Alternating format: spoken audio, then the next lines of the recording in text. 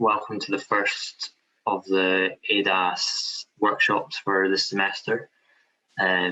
Today we have Emma, who's going to take us through her sort of digital painting process.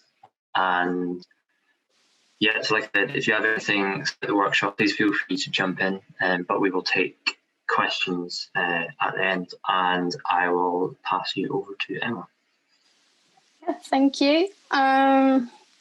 So I'll be showing you how I do these painted style illustrations. I started doing them last year in March during the first lockdown. I'm from Finland, so I was going back to Finland then, and I didn't have a fancy computer or anything. I only had like an old MacBook, which couldn't handle any like good rendering softwares or anything like that. So I just used my iPad that I got like a few summers ago, I think. It's the iPad 6, so it's got like a few years now. So I realized that like I wanted to do something using like paintings, and because I love painting, so I thought it would be a good idea to start like painting digitally, and this got me into doing these. These are both from Loch Lomond. These are the first ones I made. You can find more of these on my Instagram at MCO if you want to have a look. And basically why I started doing them is just because they're very quick and easy to do. But yeah, this is the image we'll be recreating today. It's also inspired by Loch Lomond. You can see the background, and that's the same outlook structure that was also one of the previous images. But yeah, it's quite easy to do these. If you want to open up the layers, these are like, I'm literally using a few 7 layers or something like that. And I already created the person and some of the trees in the path, so we won't have to do those. But yeah, so if we want to get started with the first one, we're going to go to the photo. And I'm using the smudge tool and also just using the old brush. I tend to jump between the dry one and the old one just because I like them the most. I guess you could experiment if you want to and have a look at what you can do with all of them. So what I do is literally, it's just so easy. I just go in and I start smudging out. Like I tend to work from like the background and move way like forward. So starting with like the clouds in the sky, just like creating small like circular movements, just like smudging it all out a bit. And you can change the brush size if you want to and just have fun with it. It's quite relaxing to do, actually. Let's just go in there. And another thing why it's so easy to use is also like, I don't like this tree here, so I can just smudge that one out if I want to. So it just disappears. And also if I want to like enhance this mountain here in the background, I kind of want to like make sure that it's a bit more like visible. I can just like push the paint or like the photo around a bit and just make it do whatever I want it to do. So yeah, when I was starting this, I was actually just like using the brush and like selecting colors and just like painting over it. But then I realized that it's actually taking up a lot of my time. So if I use the smudge tool, that is just going to make everything a lot easier for me. So yeah. And you don't want it to look too good. I think in this case, imperfection is perfection. It's more the idea of like make it all like look messy and yeah, I don't know. You can just, honestly, it's like just do whatever you want, and that's the whole idea.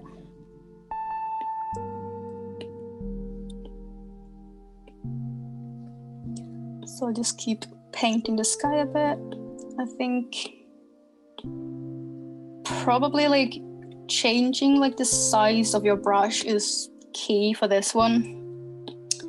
That's how you get it like to look more realistic. If you're painting something like in real life, you would also like use different sizes. And also for like the background and stuff, you wouldn't necessarily like see all these trees. They would kind of be like a blur in the background because you wouldn't get into that level of detail. So you kind of just want to do that as well. So yeah, I just push the paint around and you can just like choose whatever tones you like and kind of like make those the more like dominant colors.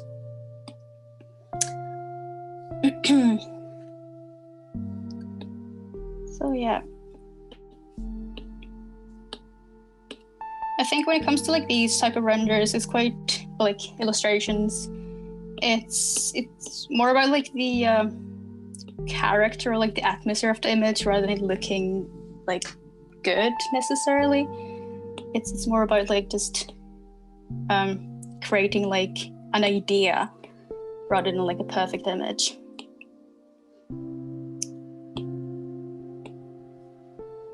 So yeah, the sky is maybe not looking the best at the moment, but I think we'll just come back to that one later on and move forward. So I'll just keep painting these trees. There's really not much to it. It's literally just like if you're painting in real life, like there's not much to say about it other than that you're just, just painting. But yeah. So that's in Procreate on your iPad. Yes. Oh yeah, sorry, I forgot to mention that. I'm using Procreate. I think you can use whatever software you want. And I think it even works in Photoshop.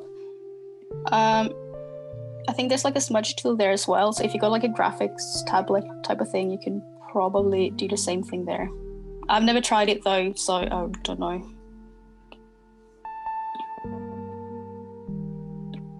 But yeah. Yeah, if you got any questions, just like I could maybe talk about those at the moment because I feel like there's not much to say about this. So you're starting from a photo here. Yes. And then yes. So you could sort of use like any renders or sort of other backgrounds, collage backgrounds, if you wanted to. Yeah, I prefer to use photos because they tend to have like the most like realistic colors. But you could, I've done renders before, just like you get it out of like a rendering software and then just do the same thing. So what I sometimes do as well is I choose a very big brush and I just like go over it and then I turn down the opacity and place that on top of the layer of the render. So it'll give like a bit of more like messy and like blurry effect. But yeah, and for this one, I'm also using a physical model that I made. So it's you could use it for like anything you want really.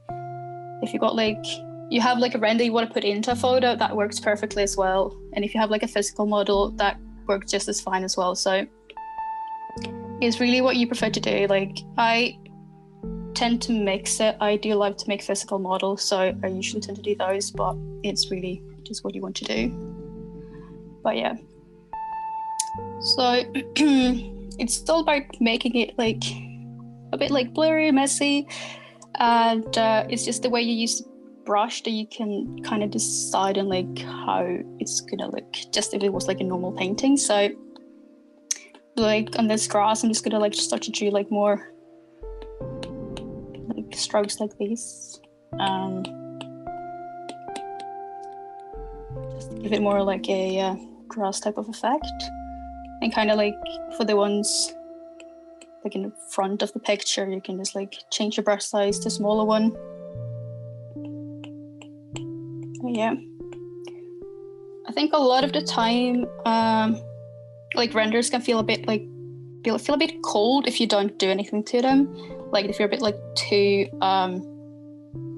unpersonal, if that makes sense. Like they lack character.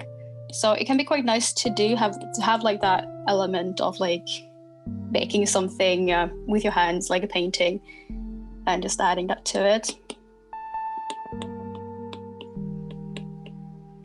So I see how as well, if you maybe weren't at a position where you had like really final or detailed schemes, that you could use something like this. as like a rough, like conceptual or just like illustrative way of showing it that's not too precise or focused on like being a really finished product. Yeah, I think it's actually like ideal for that. Like you can do, if you if you schedule, you could easily play into like a photo and just get a like, for like an interim review or something, you have like a very quick atmospheric image to show, or like a 3D image to show. So yeah, I think it's quite good for that. That is probably like the reason why I do them, is just because it's like just a lot quicker than doing like Photoshop renders and stuff like that.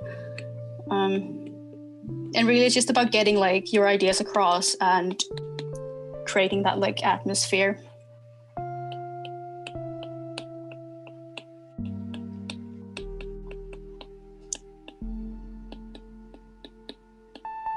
So yeah. So this was is this like kind of what you did for that graphic of the then on the cover of level 6, like the bedroom sort of one? Yeah, that one was from a render that I did, and then I just like painted over it, and yeah. But then what I do is I add, as you can see in like all the layers, I add like already like painted people and like paths and trees, whatnot. So it's quite good. Like if you keep doing it for like some time, you will end up with like a library of these images that you can just like put into drawings, so you don't have to like redo them.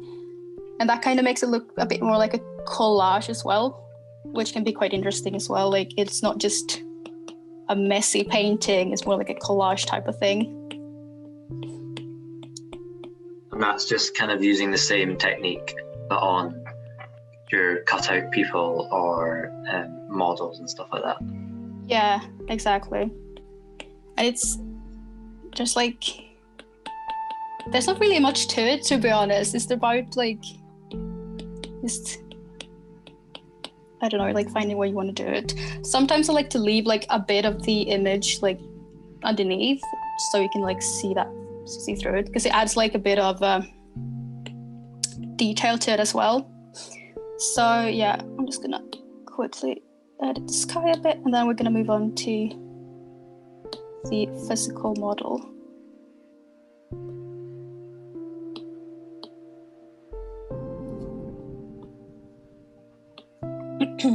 Yeah, we might go back to that.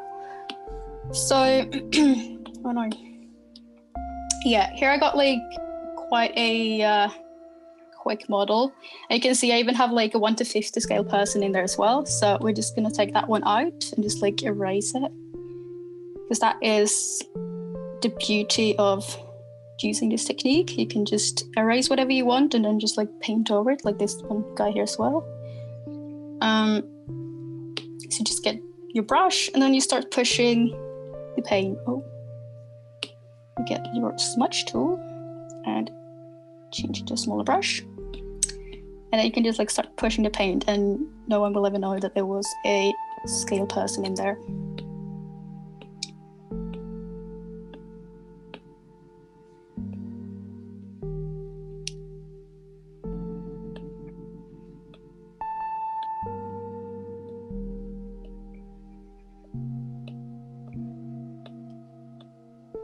That's probably like what I like about it as well, is just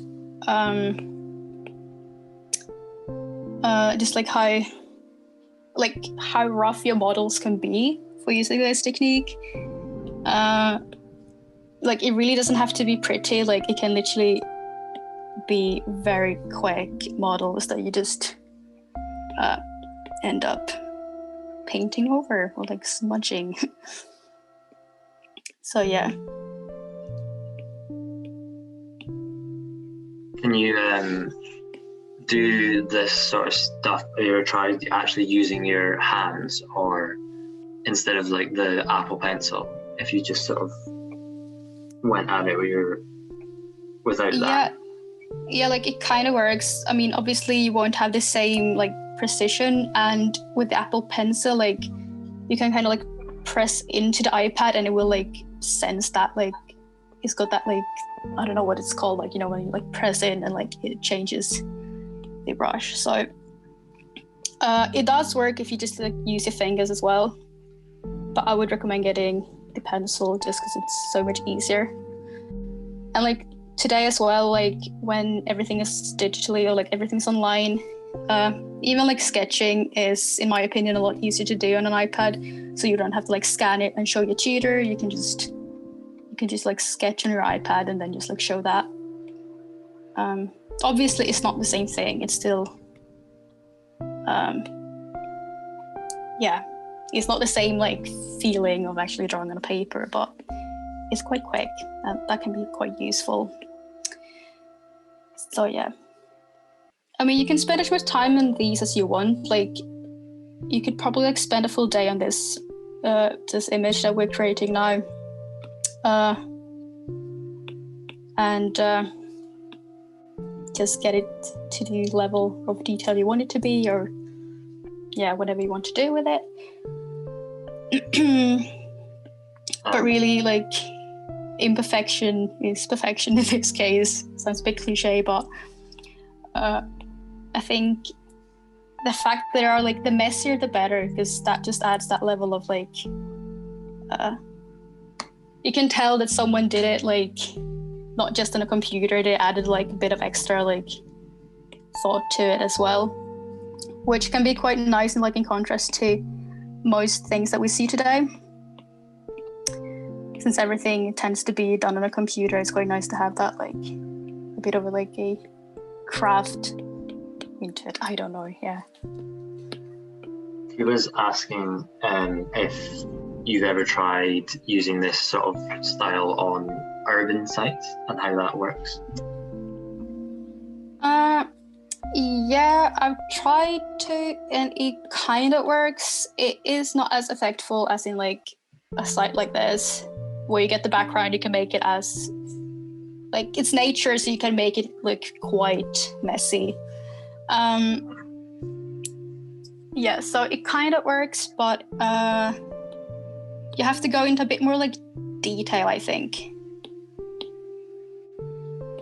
That is, yeah. So you get like all the like if you have like buildings and stuff, so you want to get like all the like the windows and doors and all that. It's quite important to show. So yeah.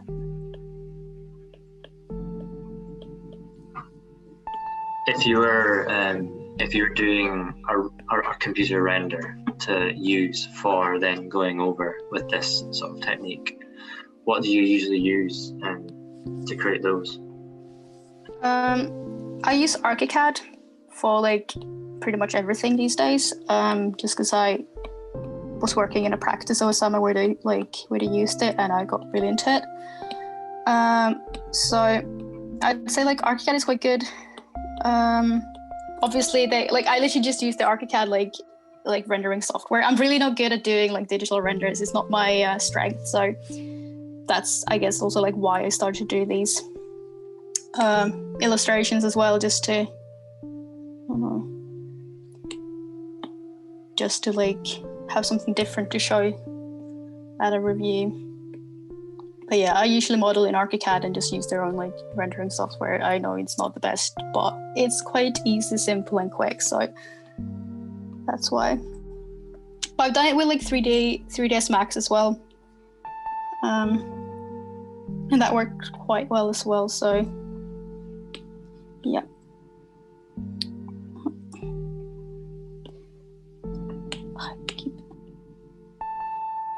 So yeah. We might go back to the model as well, but for now we're gonna add the 3, number 1 and 2. They look quite okay as they are, and then we're just gonna add number 3. So what can be quite good for these type of images as well is if you if you have like a few elements kind of like not within, like sitting within like the image, so like they're kind of like sticking out of the image, if that makes sense. And then you have like other elements that are just like within the frame of the image, like the photo that you're using. That's at least what I tend to do. Gives it a bit more like, I don't know, like depth or something. But yeah. What I also like to do is just change like the brightness and a few things as well, which you can quite easily do if you just choose a say like the round brush, and then you can kind of just like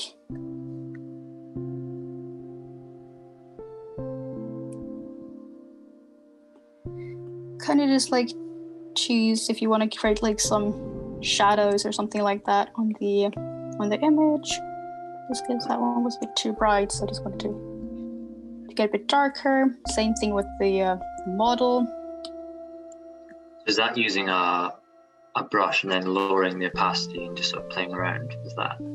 Yeah, it's just like using the pencil tool and then just choosing like whatever brightness you want, and then having, in this case I use a round brush because I find it easier to use, and then just like playing around to see like what works. Like in this case the model is a bit, oh, I accidentally changed it. The model is a bit like too bright maybe, so I'll just like make it a bit darker just to make it maybe a bit more like realistic. Turn the saturation down as well.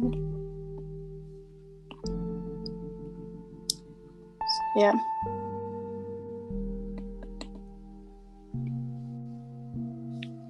You can also choose the whole layer and just that way make it a bit darker or a little brighter. And then I like to go over it again just to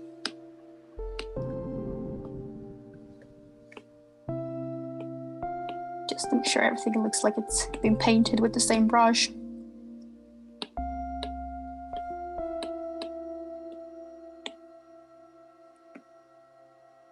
So yeah.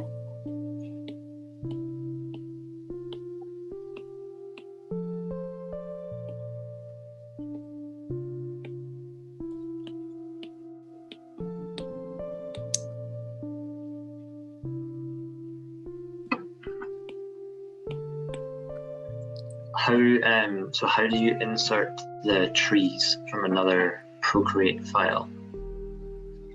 I actually don't know how you insert them from like another Procreate file. I usually just add like insert file or photo, and then I have for instance like a tree would be already exported into PNG or JPEG or whatever, and then I just like attach that. I'm sure there's a way of doing that, like a better way of doing it. Well, that's just how I've done it.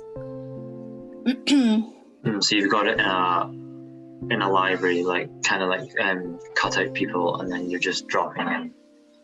Yeah, exactly.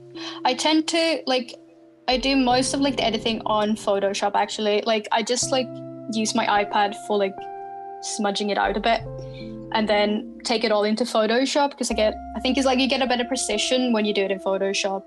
Procreate is good, but this is also not an iPad. It's not an iPad Pro, so it's got like a limited like capacity on what it can do. And for instance, like how many layers matters when you do these, because you want to create different layers. And with this one, you can only do so much. So that's probably like one of the disadvantages of using this iPad, at least. I think the new ones are probably better. So that is, if you got one of the new ones, you're probably like good to go. But this one's a bit,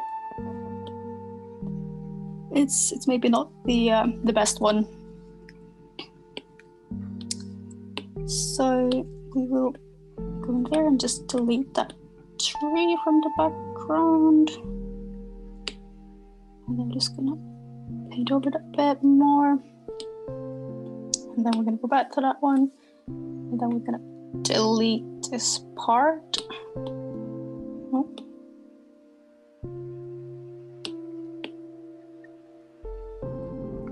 Like that.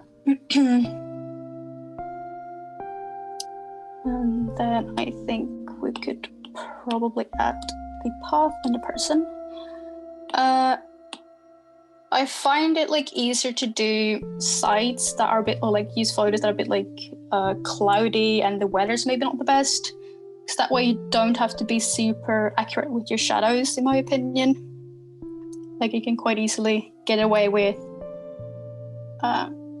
just like making it a bit darker, like around like the person's feet and stuff like that. It doesn't have to be super accurate. I'm gonna turn down the entire layer darker. Then just keep smudging it up a bit more.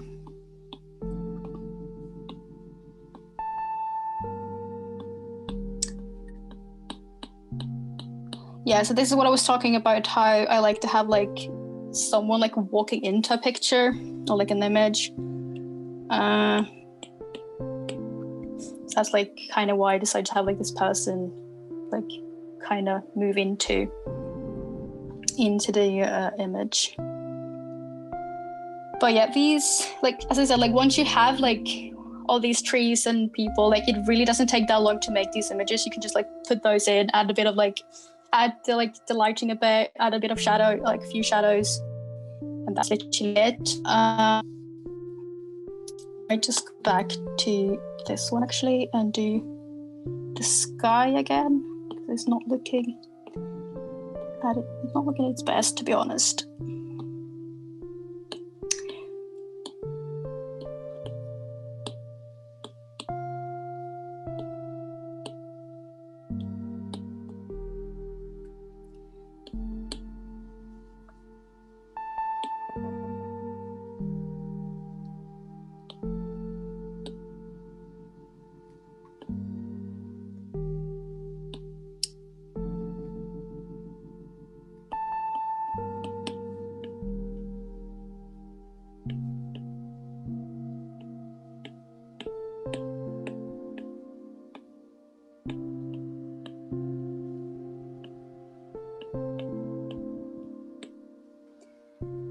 So yeah, just gonna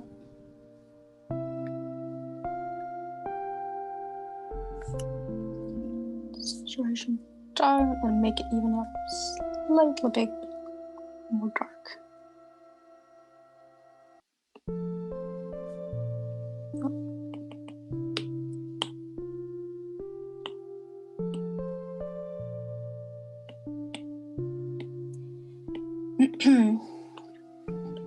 So are the trees and the people, is that using the same technique basically to create the cutouts, using like tracing over, or are you like creating them from scratch? I usually trace over them. It depends. Sometimes I make them from scratch. It's just like, I mean, it's obviously quicker to just like trace over it, and you don't have to be too like, if you make them from scratch, that's probably going to take quite some time to get them accurate and like look good. But then again, you can make quite blurry ones for like the background. So you want to make sure like the painting style is like matching like a real life painting style as well. So here, like the background is a lot like, it's not as in much detail as like the front of the image. But yeah, so now I'm like quite happy with everything. So I'm just gonna merge these layers together and then go over like the entire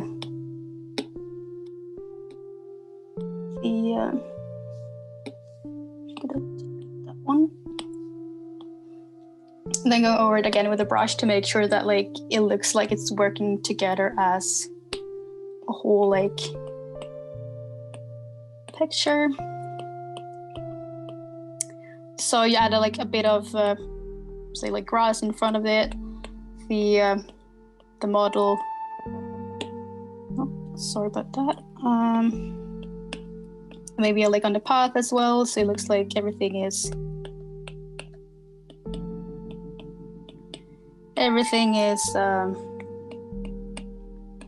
working together. And these are like the final touches as well.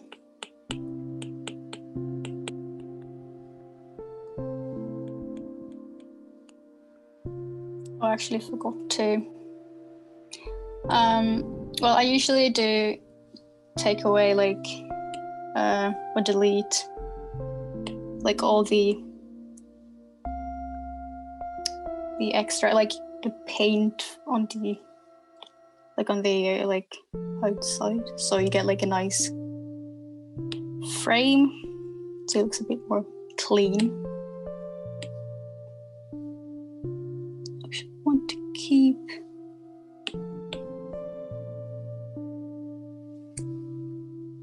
these trees there, and then I'm just gonna delete this as well. Actually, take the whole.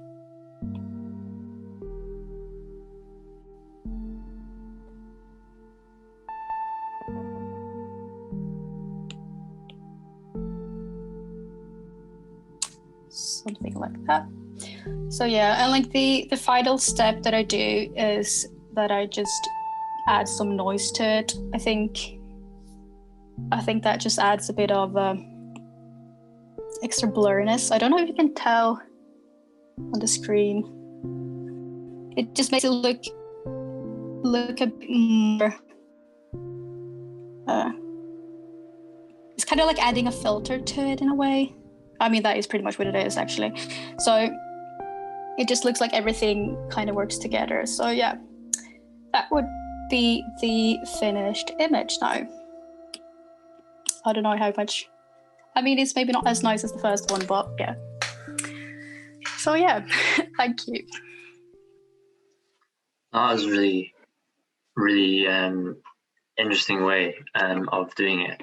I didn't really have any idea how, like, what kind of process you're using to create those sorts of images before. So I'm sure everyone has found that really useful. If anyone has any questions, please, any more questions, please, either you can put them into the chat or you can put on your mic and ask Emma while she's here. Not sure if you have any other examples to hand as I'm thinking about the one on level 6, which was a bit more urban, which you said was over a render. Mm-hmm. Just how like that one is just put together, like the layers and how that sort of looks. Yeah, it's mostly done in Photoshop. I can show you, like, here you can see like these are all like part of my library now. So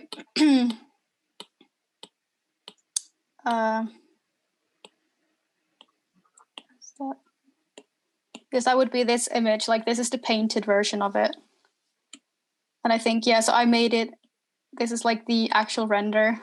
And then I created like a second layer and just like duplicated the image and then just like made it look quite blurry. So you can still like see some of the brickwork underneath, which I think is quite nice. Yeah, and then I took it into Photoshop and it added like some like a duvet and some pillows, little cushions, and a few books and stuff like that. So yeah.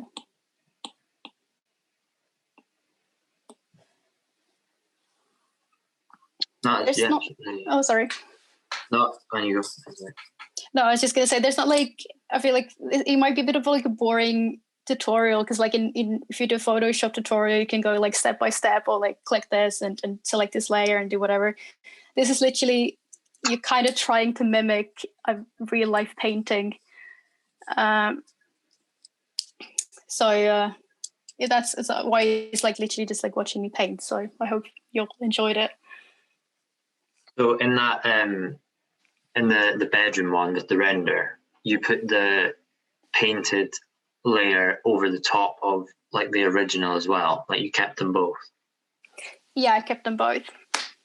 So that you can still see through like you can still see down to the actual render, as well as like the sort of painted layer on top. Almost like, yeah, okay.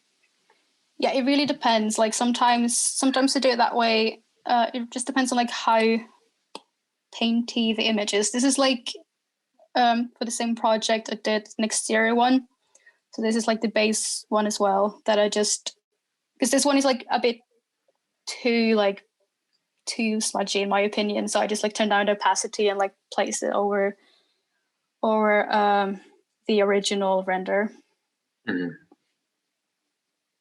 Yeah, that's quite interesting to see how it's with the sort of hard edges of the urban sort of style. You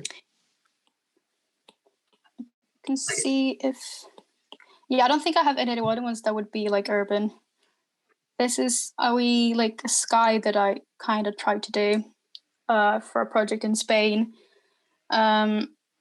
So it's more about like showing orchard and seeing like what's happening behind it. So it kind of works as like a background image because you can kind of get it to that level of like detail that works for background. But I'd say for if it's like what you're actually like focusing on in the image, it can be a bit tricky to get it to the right level of detail. It's not impossible though. It's just not as easy. Mm-hmm. Yeah, I get what you mean. Well, so if no one else has any questions, then Marcus is asking if you followed along to upload your drawing. Oh, I'd love to see that. But yeah, really it's about like, because I love painting, so this was for me maybe a good way to kind of create my own brand or my own style. So I would encourage everybody to like have a go at like an iPad and see if you enjoy painting, maybe do something similar. If you don't, then find that element and see if you can somehow make that into a 3D drawing or whatever. I think it's quite nice to see. It's quite nice when people have like their own style and you can tell that like that's someone's drawing just by looking at it. Yeah. I think you could definitely, like in packages like Photoshop, achieve stuff like this. And I think what was interesting to me was it's just a different way of using the programs, a different way of using the tools that are available to you, as opposed to, or like it's like another step that you could add to a collage or just even a photograph to give it just a bit of character or a bit of, make it not just a photo. Or I think that's quite interesting how you say like it's actually very simple, and it's just like how you use it and how that can completely change like the outcome of what you've got. Yeah, I think so. It's also like I used to use I started to use all these like people in collages and just like drawings that or like diagrams and stuff like that. So I think it's quite useful to have that and like build up your own library. I think that is key. But yeah. Oh, I see. That's looking pretty good, Marcus. Not gonna lie, that's pretty impressive.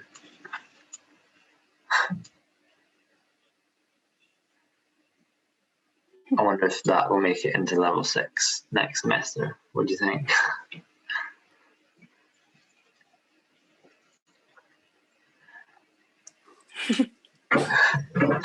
Yeah. Well, if that's everyone's questions for Emma, then I think we'll leave it there. Thanks to Emma again for taking us through that. I'm sure everyone thought it was very interesting, good insight into using the the tablet or the Photoshop. And we have our first lecture on Friday, so be sure to get your tickets for that.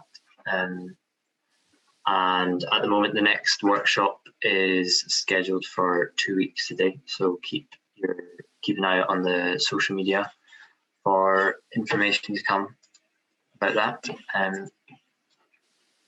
Yeah, we'll be putting this workshop onto a Google Drive again. So if you want to go back through it and follow along again, or if you want any of the sort of tips and advice, then you will be able to rewatch it whenever you like. So yeah, thank you very much, and we will see you on Friday. Thank you. Yeah, thank you so much for having me. Yeah, that's good. Thanks.